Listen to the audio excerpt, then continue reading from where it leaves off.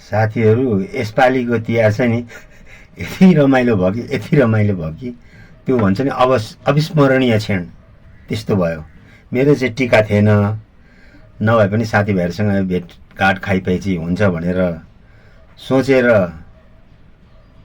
एकजना साथीले त्योभन्दा पनि तपाईँको छोरी मान्छे नहुँदाखेरि यति लथालिङ्ग र गाह्रो हुँदो रहेछ भन्ने कुरो नि मैले मेरो साथीहरूकोमा यसपालि गएर एकदम मजाले याद गरेँ।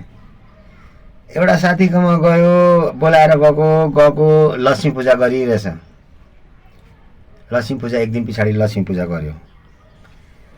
यसो देउसी खेल्नु एकछिन 2-3 घन्टा रमाइलो गरौँ भन्यो। रमाइलो गर्नु भनेर देउसी खेल्न गएर एउटा साथी खेल्दा खेल्दै कहाँ गयो भनेर खोजेको, ढोका खोल्छिस् कि खोल्दैनस् कि भत्काइ, देउसी खेल्नु जानु पाइँदैन, ढोका खोल्छिस् कि खोल्दैनस् भत्काइ भनेर भन्छ। त्यो पनि कहाँ भनिरहेको भन्दाखेरि केराको थम्मा पक्रेर चाहिँ ढोका ढकढकाइरहेछ। केराको थम्मा, त्यसलाई देउसी खेलेको 4 बजीसम्म याद भइसक्यो क्या। बडो रमाइलो भयो।